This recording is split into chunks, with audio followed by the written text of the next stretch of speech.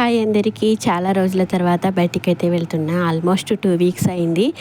Surgery అయిన తర్వాత dust పడుతుంది అన్నట్లు ఎక్కడికి వెళ్ళలేదు.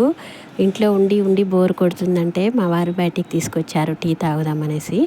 నాకేమో పిస్తా హౌస్ టీ అంటే చాలా ఇష్టం ఇక్కడ. అలాగే ఇప్పుడు రంజాన్ మంత్ స్టార్ట్ అయింది కదా, హలీం కూడా చాలా బాగుంటుంది పిస్తా హౌస్లో అయితే. ఈయన హలీం తినడానికి, తర్వాత నేను టీ తాగడానికి.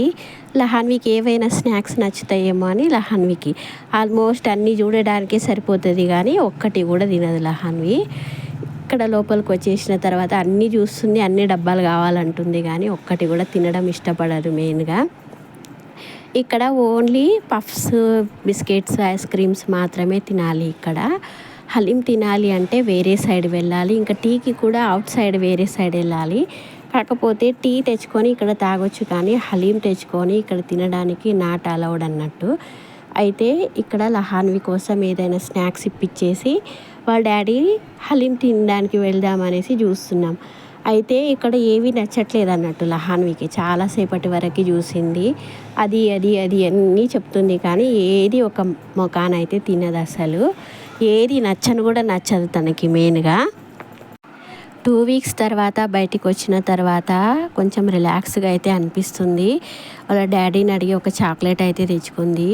చాక్లెట్ అన్న మాటే కానీ మా చిన్నప్పుడు అయితే అసలు అప్పుడు పైసలు వేరు కదా, 25 పైసా, 50 పైసా, 1 రూపీ అవన్నీ ఉండేవి కాబట్టి 1 రూపీస్తే 4 చాక్లెట్స్ వచ్చేవి. ఇప్పుడు లహాన్వి కొనుక్కున్న చాక్లెట్ అయితే 40 రూపీస్. అది తినదు, చెయ్యదు కూడా.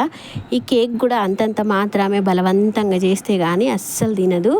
ఓన్లీ బేకరీలో చూడడానికి, బయట తిరగడానికి ఇష్టపడుతుంది, కానీ తినడానికి అయితే అస్సలు ఇష్టపడదు. ఇంకా ఫైనల్గా అయితే హలీం తినేసి నాకైతే పిస్తా హౌస్ టీ అయితే తీసుకొచ్చారు మా వారు. టీని చూస్తే నాకైతే నోరు ఊరిపోతుంది, ఎందుకంటే టీ అంటే చాలా ఇష్టం నాకు.